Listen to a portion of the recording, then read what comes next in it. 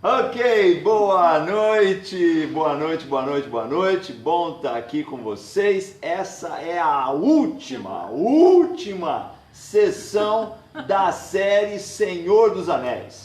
Se você está chegando agora, teve 7 que você não viu, teve 7 que você perdeu, mas a gente está feliz que você está podendo estar com a gente aqui na 8ª sessão.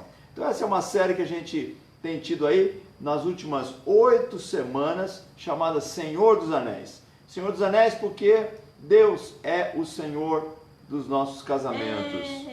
Tá? Então, quando a gente está falando aqui sobre o Senhor dos Anéis, a gente está falando sobre casamento de acordo com o que Deus tem preparado para que seja. Eu gostaria de começar hoje à noite com uma oração. Vamos orar. Senhor nosso Deus, obrigado, Pai, porque nós podemos estar aqui juntos. Nós oramos, Pai, para que o que temos falado ao longo dessas 8 semanas possa estar fazendo diferença na vida, Senhor, de cada um que tem participado dessas aulas, Pai. Obrigado, Senhor, porque nós podemos ter a orientação que vem da Tua Palavra. Nós podemos ter, Senhor, a possibilidade de ter casamentos que funcionam, Senhor. Não que são perfeitos, mas que funcionam, que estão caminhando para o que Tu tens preparado para que eles sejam, Senhor. Por favor, fique conosco hoje à noite, Pai. Ajuda, Pai, a essa última sessão que nós temos ser uma sessão muito produtiva e que nós possamos, de fato, estar chegando mais perto de Ti e chegando mais perto dos nossos esposos, das nossas esposas. Nós oramos, gratos a Deus, pedindo a Sua orientação sempre, em nome de Jesus Cristo. Amém. Amém. Pessoal, a gente vai começar hoje, então, na verdade, falando sobre união. A última das nossas sessões é sobre união. Você pode apelidá-la também de tamo junto, tá certo? Então, tamo junto seria também uma outra maneira. Mas união no casamento. Eu não sei sobre você, mas no nosso casamento, o nosso casamento tem sido testado muito nessas últimas 8 semanas. É interessante, você começa a trabalhar com algumas coisas, lidar com algumas coisas e há na verdade, muitos desafios que acabam aparecendo. Então talvez você esteja se sentindo dessa mesma forma. Puxa vida, achei que isso aqui ia ajudar meu casamento, mas na verdade tem feito trazer à tona uma série de problemas. Isso na verdade é bom. Porque o que estava acontecendo é que você não estava lidando com as raposas que aparecem no casamento. E agora você tem, a gente espera, algumas ferramentas que podem ajudar você a estar lidando com o seu casamento.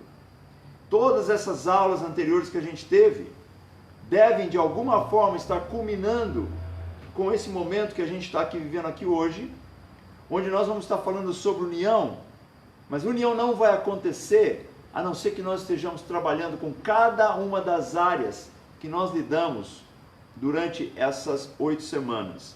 Só para relembrar algumas coisas aqui, eu estou aqui abrindo aqui, tentando mudar o documento aqui, isso. Só para a gente lembrar o que a gente viu nessas últimas 8 semanas. Tá? A gente começou isso aí lá no início de fevereiro. E o que a gente viu, na verdade, a primeira aula foi falando sobre o coração, o tipo de coração que nós precisamos ter, devemos ter, para que os nossos casamentos possam, de fato, estar avançando. Aí na aula 2 nós falamos sobre comunicação entre o casal, e falamos sobre algumas coisas que podem ajudar muito, falamos sobre aquele princípio de arca, né? Você deve estar lembrado disso. Nós depois falamos sobre emoções, as necessidades emocionais que cada um de nós tem. Tivemos algumas listas que a gente trabalhou nelas. Na aula 4 a gente falou sobre resolução de conflitos. Também tivemos alguns questionários, né? Falamos sobre a dança do casal, aqueles detonadores do amor, se você está lembrado. Aí na aula 5, na sessão 5, a gente falou sobre amizade, intimidade e sexo. Na sessão 6 a gente falou sobre gestão financeira. Na semana passada falamos sobre construindo a família, falamos um pouquinho sobre criação de filhos e a construção de uma família espiritual. E hoje a gente está terminando aqui falando sobre união. E com certeza a sua união tem sido testada agora com essa coisa toda de você estar ficando em casa, né? De estar todo mundo aqui em quarentena e você está passando 24 horas com o seu cônjuge. Puxa, que coisa maravilhosa, né? Então você está sendo testado, a sua união. Não poderia ter teste melhor do que esse que está acontecendo aqui. E hoje eu acabei ouvindo também que parece que a coisa foi prorrogada até o final de abril. Está tendo de no seu no relacionamento. Isso aí com certeza é o verdadeiro teste que a gente tem nos nossos casamentos, é o teste de manter a união. Tá? A tendência é de que, ainda que estejamos sobre o mesmo teto, as coisas vão acontecendo e cada um acaba tomando o seu rumo, indo na sua direção. E muitas vezes isso é o que acaba acontecendo com os casamentos. Vivem sobre o mesmo teto, tem lá uma estrutura que parece uma estrutura familiar de um casamento, mas a verdade é que os corações, as mentes, as vidas estão cada um seguindo o seu próprio curso. Quando falamos sobre união, nós estamos falando não simplesmente sobre viver sobre o mesmo teto. Não estamos falando simplesmente de se ter um contrato onde vocês têm que dividir as coisas entre vocês. Estamos falando sobre verdadeira união.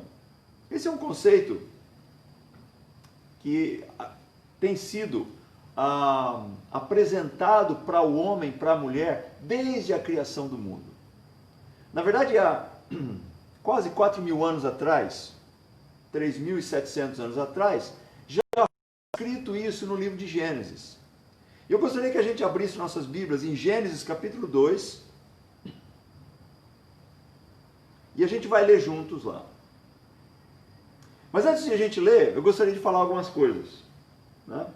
Alguns de vocês conhecem um pastor que tem se tornado bastante famoso na internet, chamado Pastor Cláudio, e que dá muitas aulas sobre casamento. Né? E ele conta a história de que Adão estava lá tranquilo, Adão sossegadão. Né? E diz que esse sossego aparentemente chegou a incomodar Deus. Deus pensou, pô, o Adão está tranquilo demais. Esse cara essa vida do cara tá boa demais. Ele falou, eu vou arrumar, vou acabar com essa tranquilidade dele, vou acabar com essa facilidade desse cara e vou arrumar alguma encrenca para ele. E foi aí onde Eva foi criada, né? Encrenca. Vocês sabem qual é o problema com Adão? Deus deu 2 tarefas para ele. Quais foram essas tarefas? Dar nome para os animais e cuidar do jardim. E Deus estava lá em cima olhando para o Adão, balançando a cabeça e dizendo, ele precisa de ajuda. Eva. Ok, então quer dizer, você tem aí 2 maneiras de ver como é que a coisa na verdade começou. Mas seja como for, vamos ler aqui, começando no versículo 21 do capítulo 2 de Gênesis. E diz assim, então o Senhor Deus fez o homem cair em profundo sono, e enquanto este dormia, tirou-lhe uma das costelas, fechando o lugar com carne. Com a costela que havia tirado do homem, o Senhor Deus fez uma mulher e a levou até ele. Disse então o homem, esta sim é osso dos meus ossos e carne da minha carne. Ela será chamada mulher, porque do homem foi tirada. Por essa razão, o homem deixará pai e mãe e se unirá à sua mulher, e eles se tornarão uma só carne. O homem e a mulher viviam nus e não sentiam vergonha. Algumas coisas bastante interessantes aqui, né? Essa história que é contada aqui, claramente é uma história onde se conta uma, digamos assim, uma parábola do que aconteceu. Tá? Crescendo eu ouvi algumas histórias. Não, a mulher foi tirada da costela do homem, é por isso que o homem tem uma costela a menos do que a mulher. Não, não foi isso que aconteceu. O fato, na verdade, alguns dizem, é que foi tirado do lado do homem, de modo a que ela possa estar ao lado do homem durante a vida dele. Mas uma coisa que realmente chama muita atenção aqui é o versículo 24, que diz: por esta razão o homem deixará pai e mãe e se unirá à sua mulher. Existe um momento onde o plano é de que você deixe aquela sociedade inicial, aquela célula inicial da sociedade, que foi você ter sido criado pelo seu pai e pela sua mãe, e você constitua uma nova célula. E essa célula agora com a sua esposa.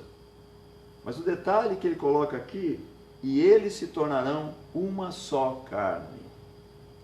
E obviamente alguns vão falar, bom, isso aí tem a ver com sexo, a união das carnes. Mas provavelmente é além disso. É um nível de união tal, onde já não são mais dois, somente um. E é muito legal quando você encontra um casal, e você pensa naquele casal, e quando você pensa no fulano, você não consegue separar a imagem do fulano sem a fulana. Isso é muito legal. Muitas vezes, na verdade, a gente até usa, né, o nome do outro para descrever aquele primeiro. Por exemplo, é o Paulo da Maria, né? Como se o sobrenome agora do Paulo fosse Maria. Não, é o Paulo que é casado com a Maria. Mas a gente fala o Paulo da Maria. É a Tânia do Zé, né? O sobrenome da Tânia não é Zé, mas é que ela é casada com o Zé, então ela agora se tornou a Tânia do Zé. Só que união é muito mais do que isso. É muito mais do que expressões. É algo profundo. Na verdade, Jesus coloca e lembra as pessoas sobre essa escritura. Isso se encontra em Marcos capítulo 10. Vamos abrir Marcos capítulo 10 e vamos ler juntos o que é que Jesus falou.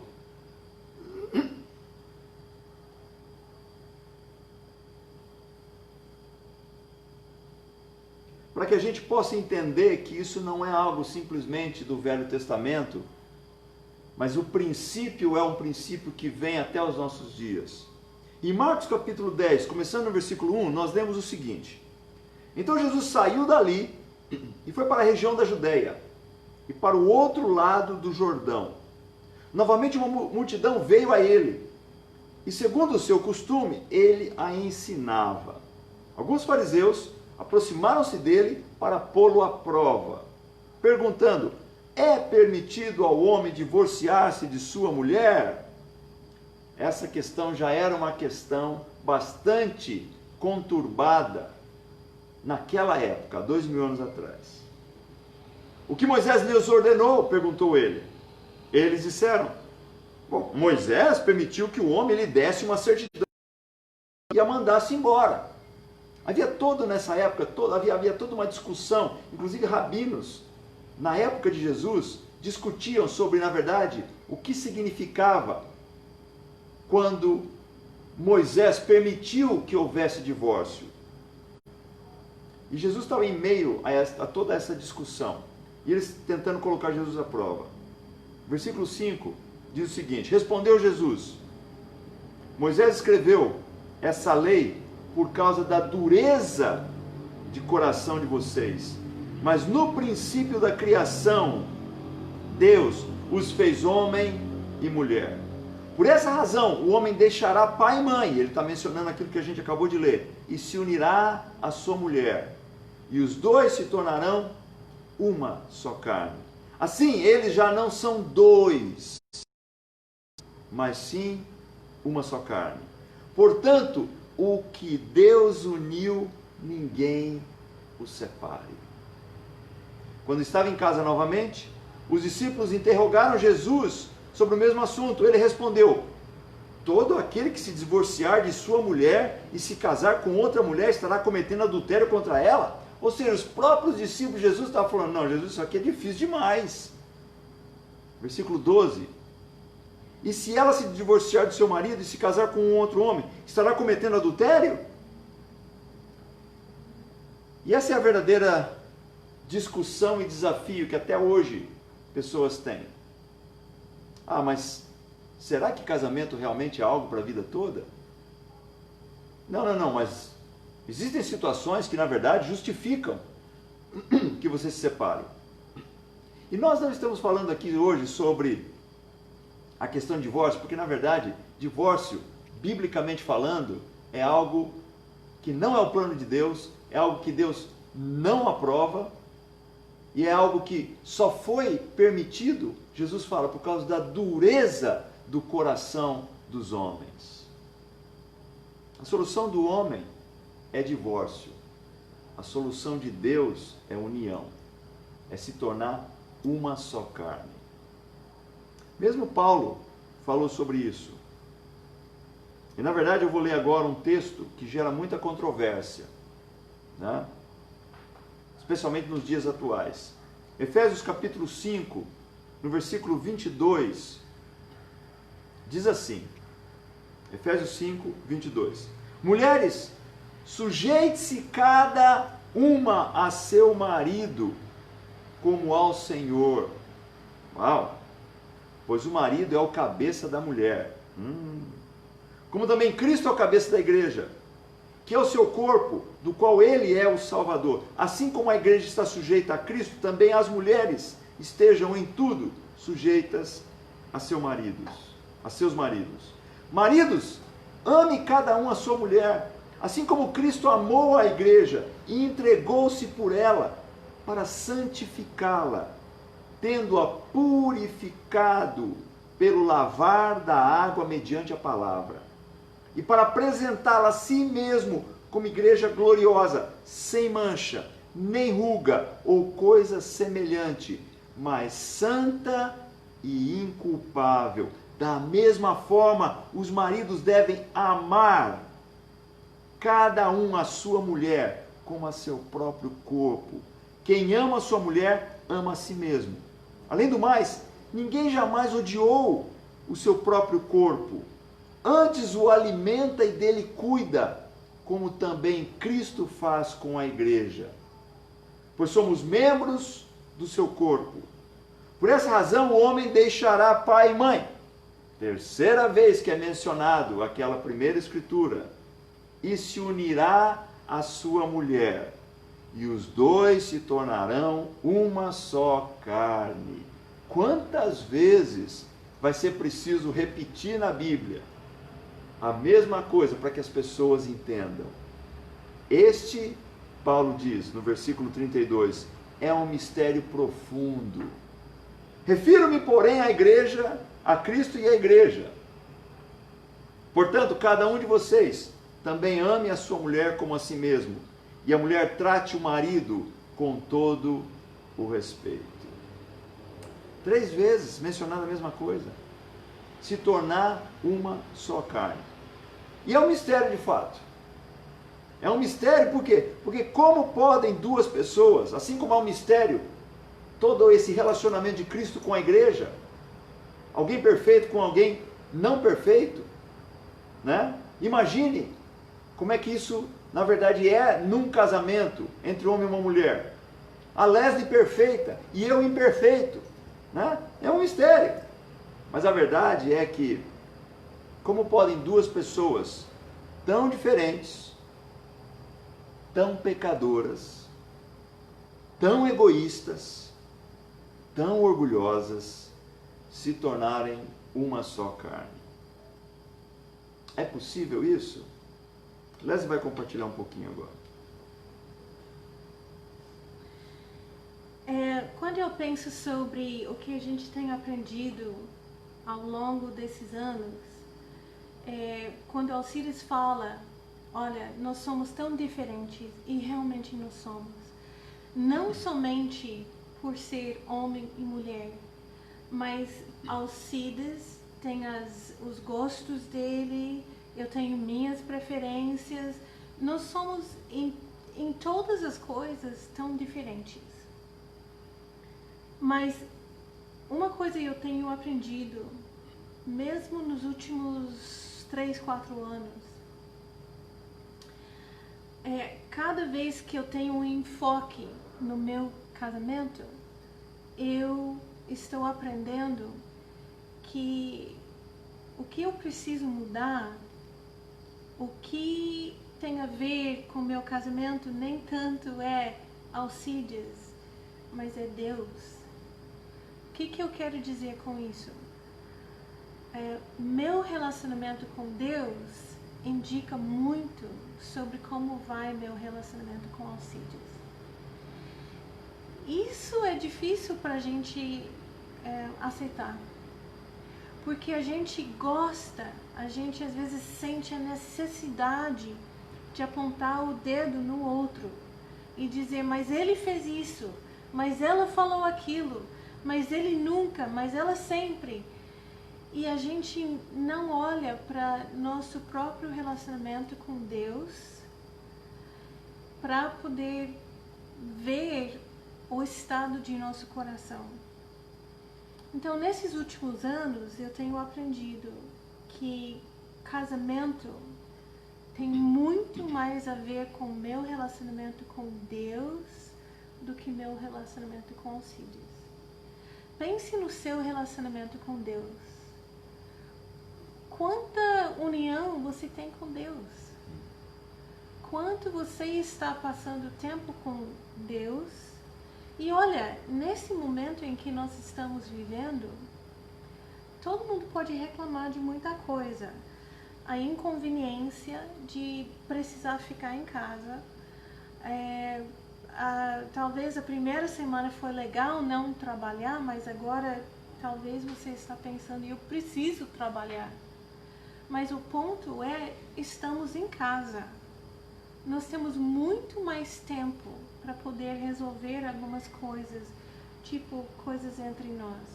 Quanto nós estamos procurando esses momentos para sentar, conversar, resolver coisas entre nós.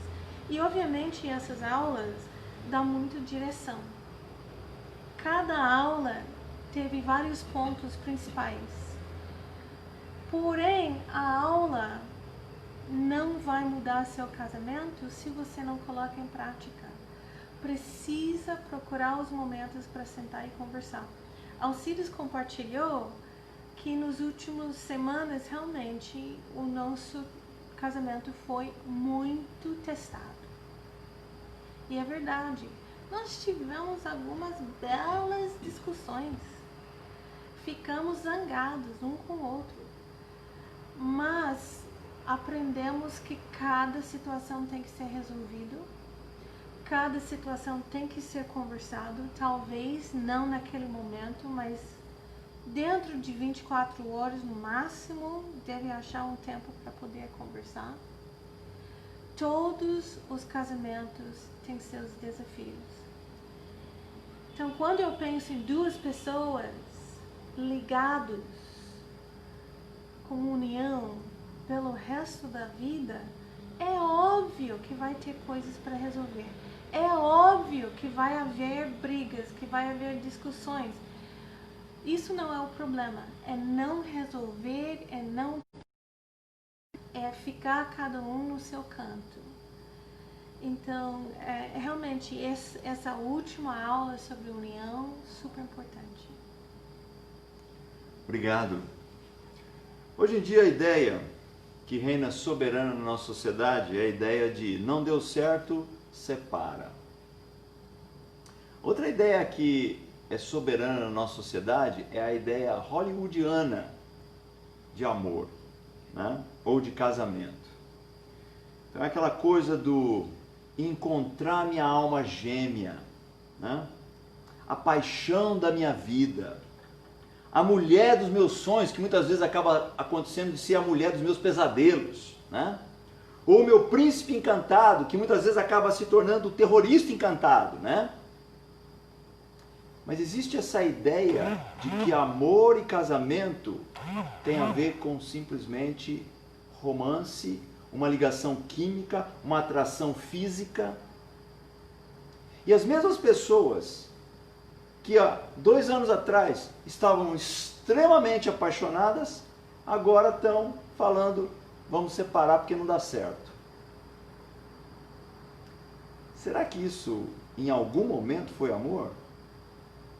Mas pior do que isso, será que essas pessoas em algum momento entenderam o propósito de casamento? De se tornarem uma só carne? Culturas são diversas. Existem culturas mais do Oriente que ainda hoje têm casamentos arranjados, né? Uma dessas culturas é a cultura da Índia. Eu tive a oportunidade de trabalhar num local, num outro país, onde havia uma grande população.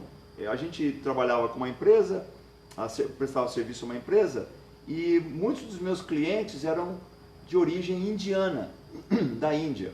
Então eu tive muita oportunidade de conversar com muitos deles, e trabalhando como personal trainer, você acaba, na verdade, conhecendo bastante dos seus clientes. E nessas conversas, eu às vezes, né, fazia algumas perguntas sobre exatamente a parte da cultura indiana que tem a ver com o arranjo dos casamentos, onde uma família ainda vai e conversa com a outra família e pega aquela moça para casar com esse rapaz, e essas duas famílias acabam trabalhando juntas para que aquela união aconteça. Eu tive clientes, na verdade, que casaram dessa forma. Os pais arrumaram o casamento. Na nossa sociedade, isso é um negócio que é isso? Onde é que já se viu?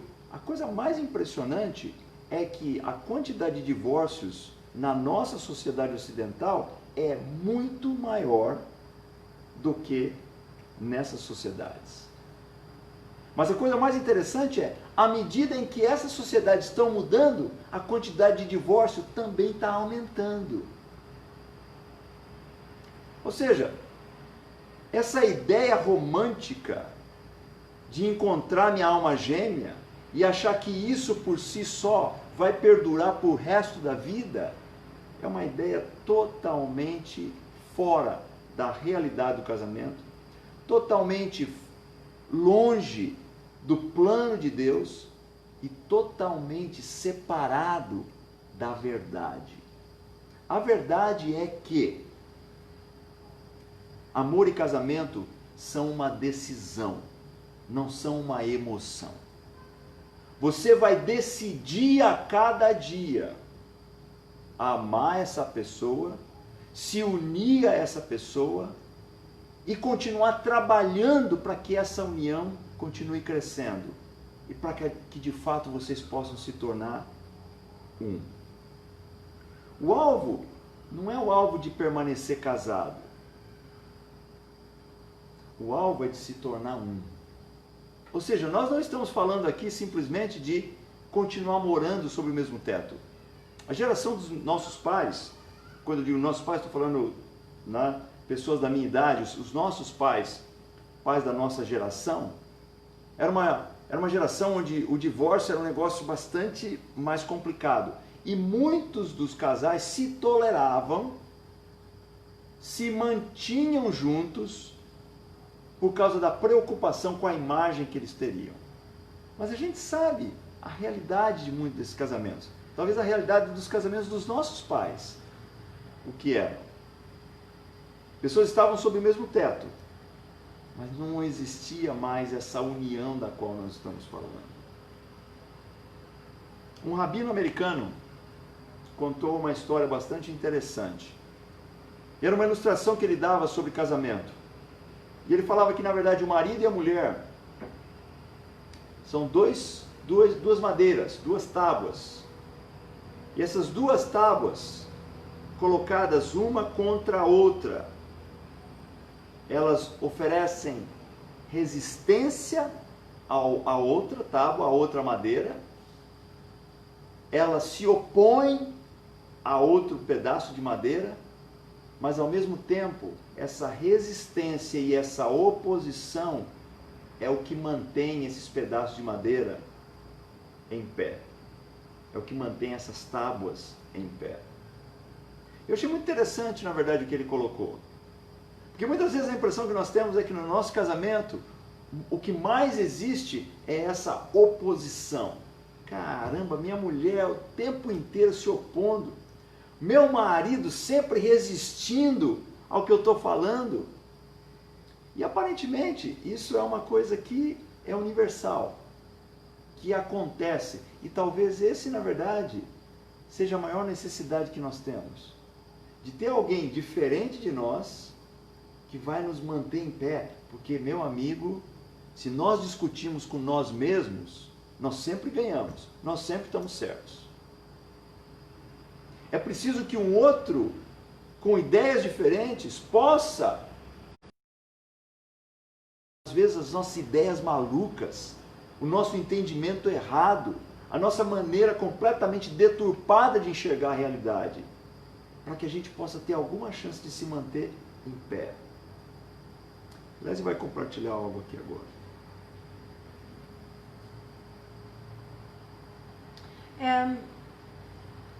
Uma coisa que eu tenho visto também é que o nosso casamento é que nem o nosso relacionamento com Deus em termos de ser um discípulo. Pense no seu andar com Deus. O dia que você foi batizado, as primeiras semanas, talvez o primeiro ano de ser um discípulo. Foi emocionante, você estava aprendendo muitas coisas. E cada ano que passa, talvez em algumas áreas ficou mais difícil. Eu não conheço nenhum discípulo, talvez tenha alguém que nunca pensou, eu quero cair fora, eu estou cansado, eu não aguento me negar mais. Agora pense no casamento. O batismo no seu relacionamento com Deus é muito parecido com o dia de casamento, né? O dia que você casou. Tudo é festa, sorrisos, todo mundo cumprimentando, todo mundo feliz. E as primeiras semanas você está pensando, uau, finalmente casei, estou com a pessoa que eu mais amo. Mas o tempo passa, os anos passam e a gente entra em momentos difíceis no casamento. Da mesma forma que a gente precisa ter uma convicção sobre nosso relacionamento com Deus, eu fiz um compromisso, foi baseado em o que Jesus fez por mim. Ele morreu na cruz e além disso ele viveu uma vida sem pecado. Por causa disso eu faço um compromisso com Deus, onde eu jurei, Jesus é meu Senhor. No casamento, no dia do casamento, a gente fala, eu estou com você. E seu marido, sua esposa fala, e eu estou com você. É um compromisso.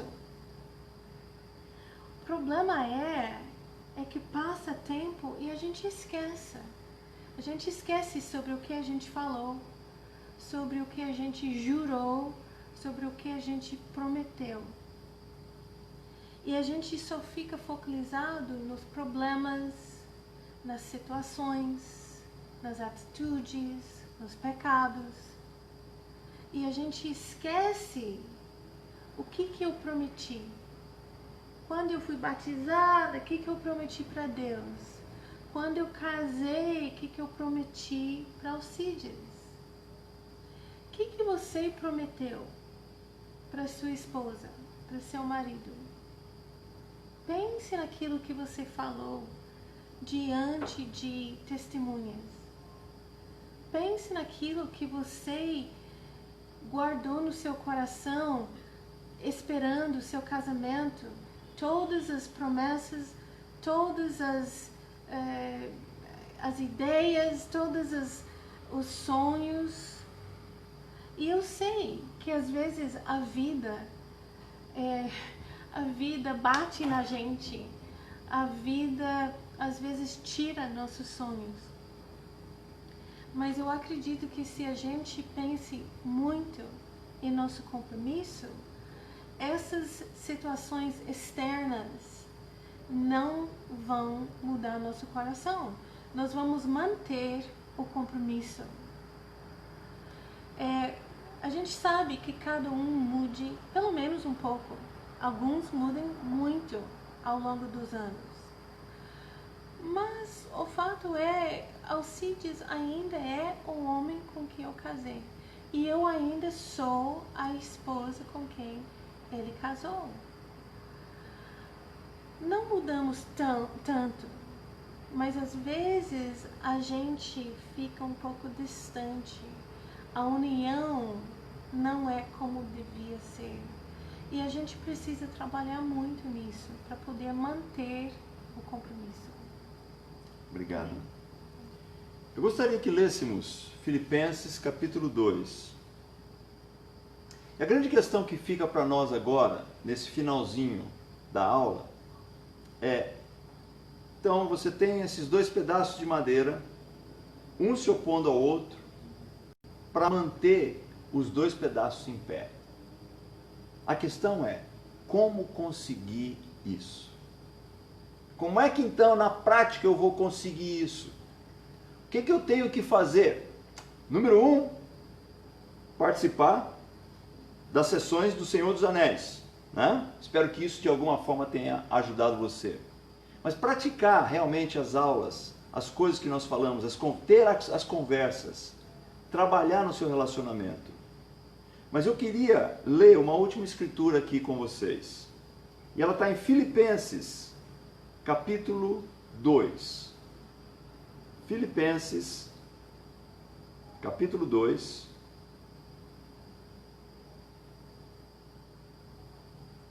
Se você puder abrir sua Bíblia lá.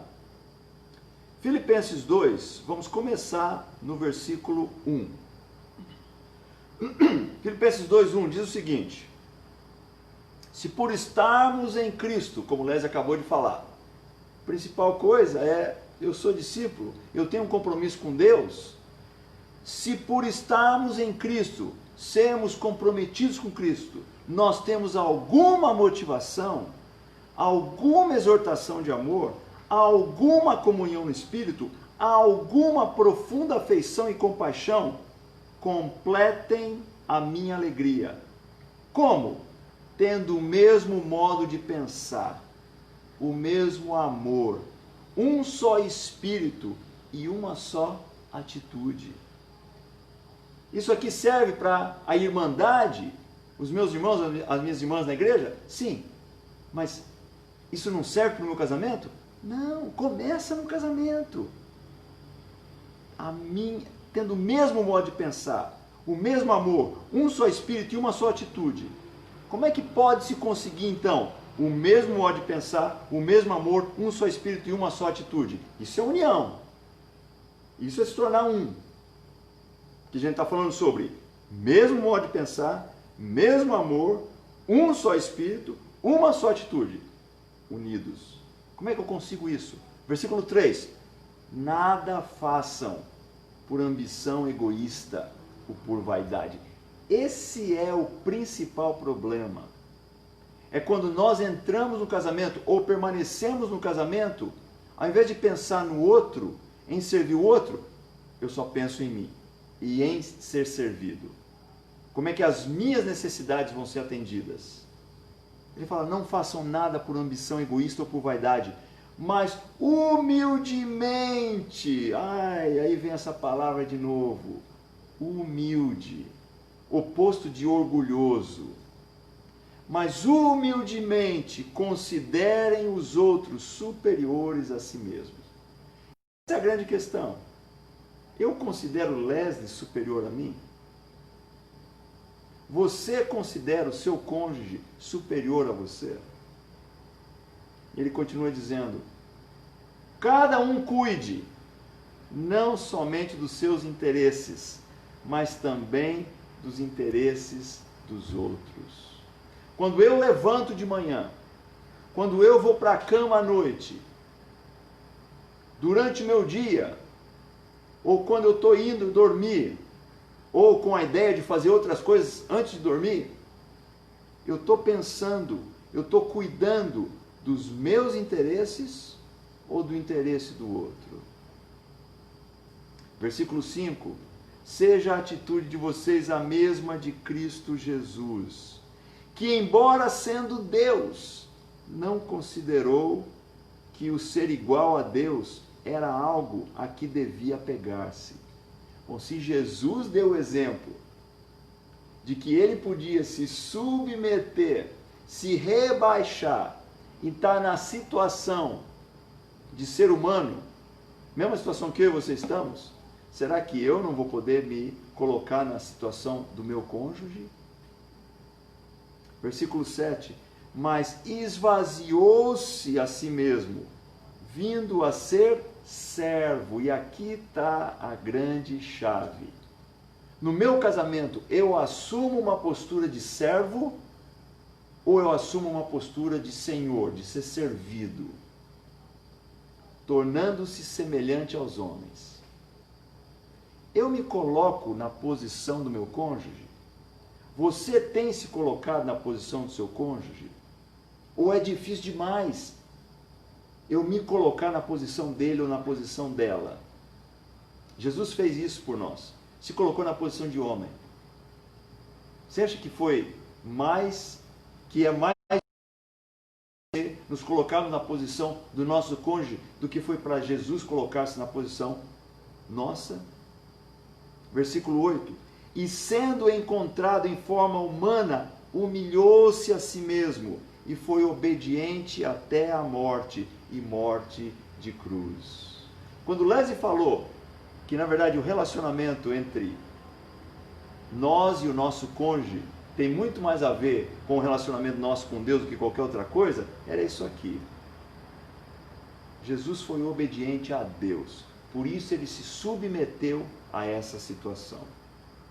Versículo 9: por isso Deus o exaltou à mais alta posição e lhe deu o nome que está acima de todo nome, para que o nome de Jesus se dobre, para que ao nome de Jesus se dobre todo o joelho, nos céus e na terra e debaixo da terra. Há uma recompensa, é isso que ele está dizendo aqui.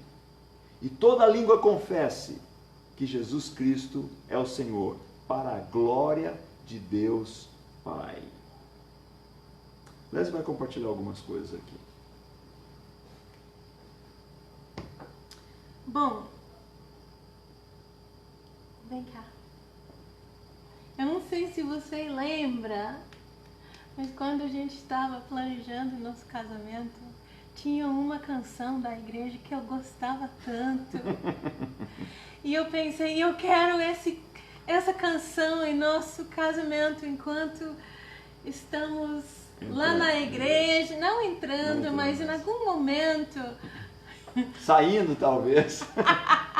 Qual foi a canção? Era uma canção chamada Via Dolorosa. Falei, Rani, Via Dolorosa? Rapaz, o que ela está querendo dizer com isso? Eu gostava tanto daquela canção. Eu achei tão bonito. Eu não ligava. Eu não sei o que eu estava pensando. Querendo colocar isso num casamento. Ele falou, de jeito nenhum, essa canção não vai ser tocado em nosso casamento. E graças a Deus não foi tocado. A gente teria uma igreja inteira de gente rindo da gente, né? Mas a razão que eu queria lembrar Alcides daquela canção é que em momentos que não há união, casamento pode parecer a via dolorosa, onde a gente pense, por que eu arrumei essa sarna para coçar? Por que eu quis casar? Eu poderia ficar super bem solteiro, solteira, sem problema, fazendo o que eu quero, quando eu quero. E a gente, às vezes isso passa pela mente, mas a gente precisa entender, se a gente tivesse união entre nós, a gente nunca iria pensar sobre isso. A gente nunca iria achar que a vida de casamento, a vida dos casados é chato, é duro, é pesado, é penoso. Somente quando falta união que nós temos esses pensamentos. E de onde vêm esses pensamentos? De Satanás. Porque ele quer fazer mais nada do que separar, destruir, matar. É por isso que, e só para explicar um pouco, quando Alcides falou que o plano de Deus não é de casamento, era isso mesmo. Isso nunca foi o plano de Deus. O que eu falei? Desculpe. Nunca foi o plano de Deus de permitir divórcio. É por isso que está escrito, eu odeio divórcio. Foi Deus que falou isso.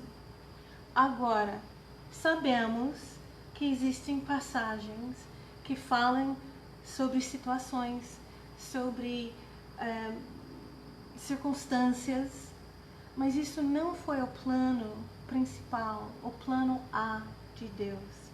Ele quis que as pessoas pudessem escolher bem e fazer essa escolha baseada na palavra de Deus, de buscar pessoas que têm coisas em comuns, que vão ser discípulos juntos.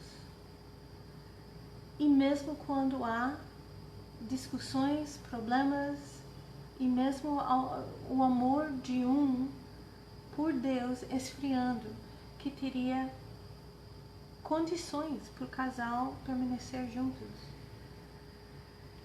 Então não é o plano de Deus da gente não ter união no casamento. E eu quero muito encorajar a cada um a entender que às vezes quando a gente passa por uma crise, a solução mais fácil parece joga tudo fora.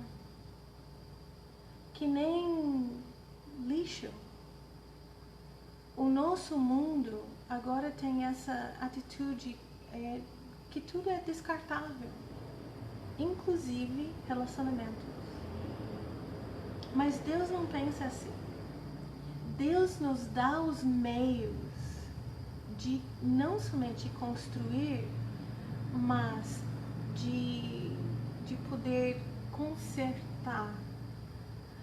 Houve várias vezes em nosso casamento que eu achava que eu não sentia mais amor por Alcides. E eu imagino que ele já passou por situações assim também. Pensamentos e sentimentos, onde o amor esfriou. Mas graças a Deus, Ele tem como ajudar a gente a redescobrir esse amor. Quando a gente coloca em prática os princípios bíblicos. E eu vou te dizer que mesmo que houve vezes que eu ficava muito zangada com meu marido, ou decepcionada, ou frustrada. Porém, e ele comigo, com certeza. Porém, o ano passado, em dezembro, nós marcamos, nós celebramos 30 anos de casamento. 30 anos. Isso não é comum hoje em dia. Não é qualquer um que chega nesse ponto. E quando você chega num momento de celebrar 10 anos, 20 anos, 30 anos, você olha para trás e você não fica pensando sobre os momentos difíceis e os momentos em que você queria jogar tudo fora. Você pensa em tudo que você construiu e você pensa nos momentos que Deus estava no meio, sabe, unindo os dois. E eu fico pensando, quando nós casamos e a gente era jovem, bonito, eu não podia nem imaginar hoje em dia, com 50 e poucos anos, casados por 30 anos.